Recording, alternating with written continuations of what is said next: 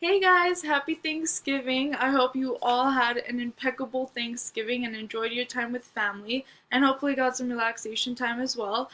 But now it's time to go back to school. More homework, more stress makes our lives even more complicated.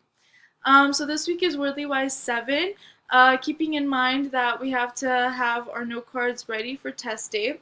So make sure you guys have your name on the top left corner, the word in the middle, and don't forget the part of speech right underneath it, as well as the book definition on the back, your sentence example, and your two synonyms and your two antonyms on the other side of the flashcard. So, first word is abjure. It means it's a verb. It means to renounce or to give up formally. So this is when you have like a throne and you have, say, like two brothers who are heir to the throne. And if one brother is kind enough, or if he simply doesn't want to be, or like doesn't want to take that position, he will renounce that throne to his brother. So he will be almost like saying no to that position because he doesn't want it, and he'll just be giving it to his brother. Second word, amorphous. It's an adjective. It means without a definite shape, boundary, or character. So this can perfectly define clouds. If you look up at the sky, they almost have like a circular shape, but it's never like a perfect circle. It's almost like a deformed circle. That's why it's amorphous.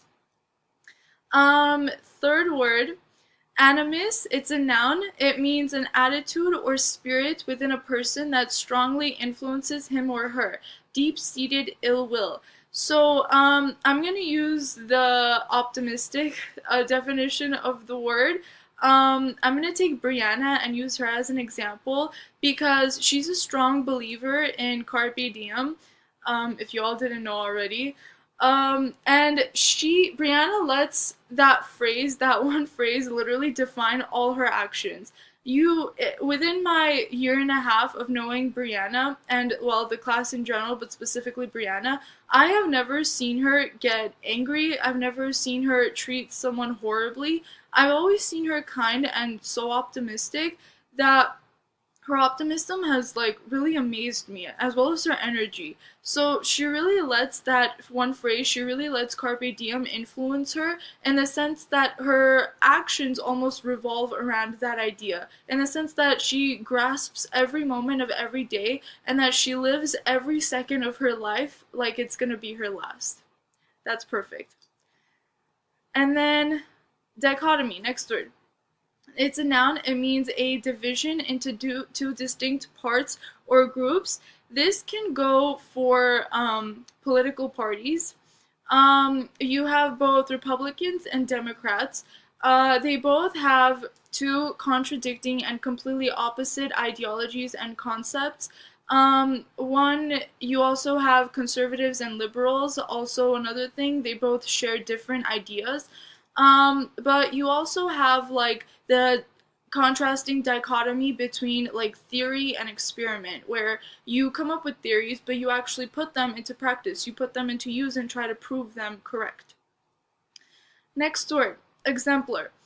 It's a noun. It means an example or model, especially an ideal one. The adjective is exemplary. So this is a pretty self-explanatory word, in the sense that if you take like an exemplary student is respectful, kind, honest, not only like as towards like his or her academic like behavior, for like tests and whatnot, like she doesn't cheat, he or she doesn't lie to his teacher, he or she is responsible, but also as like a personality thing, the person itself, it's he or she is very exemplar in the sense that they're honest, they're kind, they're respectful of his or her surroundings.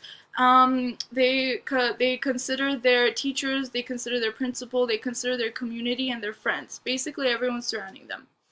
Next word is Herculean. It's an adjective. It means of extraordinary size, power, or difficulty. Hence, the name Herculean comes from Hercules. Pretty self-explanatory. We also went over this. Herculean Hercules was the gatekeeper of Olympus, known for his strength, his size, his power, really big, really strong. Not only fought against like people, but also fought against lions. So yeah, it's known for his or her great strength. Like Yervand is really tall, and that's how like we all say that. Like we all say like Eshiboyuni. That's the perfect description. Next word is inchoate. It's an adjective. It means not fully formed or realized. So this inchoate can perfectly describe like the stock market after the 1930s crash when it was still at a state of imbalance. It was still trying to recover. It was still trying to like take back its strength. It was still trying to develop its system. Or if you're talking about like a country that is just coming back from war, if that war has cost that country like millions and billions of dollars in like weapons and military and soldiers and aircraft and this and that, that government's that country's government is gonna be weaker, if not completely weak, because it's gonna be in debt, it's gonna be in need of soldiers for military, for protection, and it's gonna need its government to improve. So an inchoate government would be developing, but not necessarily completely formed or not necessarily completely developed. Next word is invidious. It's an adjective likely to cause resentment or animosity. So this would describe no. For Troy, Troy would actually be a perfect example. So would Mean Girls. But let me use Mean Girls since everybody in this class has nearly seen Mean Girls. So in the movie, when Lindsay Lohan comes to the new school, and when she's accepted into like the popular girls group with like Regina George and whatnot, she starts feeding her like those bars that make her gain weight, and then she does everything behind her back, between Regina George's back, to like piss her off, to make her like gain weight, to like ruin her reputation at the school. So then when Regina George finds out that Lindsay Lohan has kissed her boyfriend, that act, that the fact that she now knows that, causes or brings about this resentment, brings about this hatred towards Lindsay Lohan's character. And so from that point on, she makes it her mission to completely ruin Lindsay Lohan's reputation and to just completely take her revenge. That's just who she is. Same thing would go for like Troy, for the movie of Troy. For those of you who haven't seen it, in the movie, it would work in the sense that Prince Hector and Prince Paris go to Agamemnon and Menelaus to ratify, to confirm the peace treaty. And after that, after once they have passed the peace treaty, the fact that Paris kidnaps Helen and takes her with him angers Menelaus and completely like grows this hatred in him. And from that point on, he also makes it his life mission to now completely kill Paris and take his revenge. He not only wants to kill Paris, but also Helen, so he wants to take his revenge out on the both of them. Next word is Mneng. It's a noun. It's defined as a mixture of dissimilar materials. So this would perfectly describe America. In the sense that America is composed of so many different cultures. You have Armenians, you have African Americans, you have Hispanics, Latinos, you have Asians, all of these different cultures that aren't necessarily like one another. Next word is nefarious. It's an adjective and it means very wicked. This is pretty self-explanatory. It's like a synonym to heinous. Very wicked. If you guys watch Criminal Minds, you guys know that in that show, they show like all the heinous and nefarious crimes that all the criminals commit, like them kidnapping like a girl, raping her, and then I don't know, like cutting off her body parts or something. Like it shows all of those disgusting and really, really bad parts. Next word is nihilism, a viewpoint that denies any meaning or value to life. Adjective form is nihilistic. So this goes for a person who doesn't agree with societal or like custom beliefs, who goes against like the set standards for morality and virtue.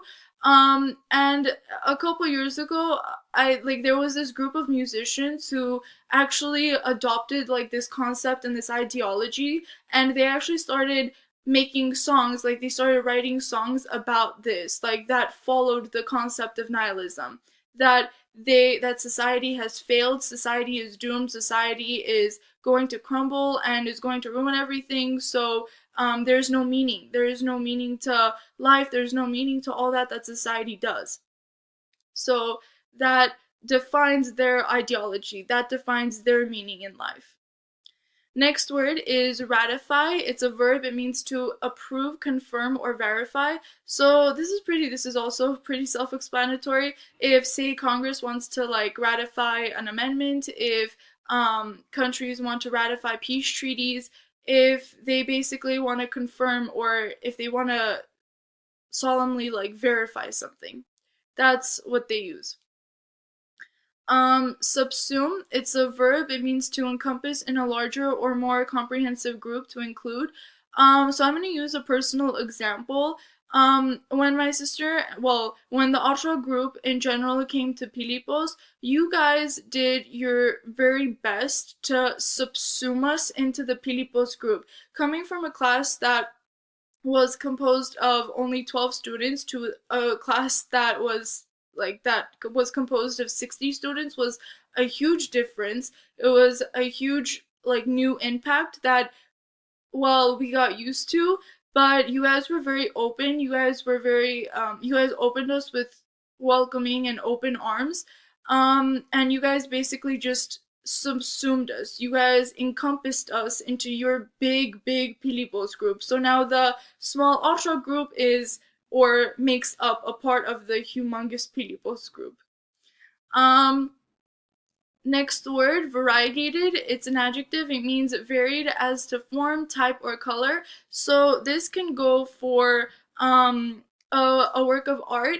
If you look at like Paul Cézanne or Da Vinci or any artist, like you'll see that, or if you look specifically at their specifically kind of like their specific works, you'll see that their paintings not only include like white and black, they include like red, yellow, brown, black, blue, purple, green. It's a variety of colors. And then last word is vitiate. It means to impair or weaken. Um, this could work in the sense that if someone keeps taking pills, pills are meant to help people feel better at their time of like sickness. If you don't feel well, if your head hurts, you usually take like Advil or Tylenol. But if you continuously consume pills, you're actually weakening your body instead of helping it, in the sense that your body becomes too dependent on those pills. And once you actually stop taking those pills, your body is gonna be even more weaker than what it was before. Alright guys, so that was the last word. Thank you guys so much. It was really fun making this video. I hope you guys enjoyed your Thanksgiving weekend, and I'll see you guys tomorrow in class. Thank you guys. Bye.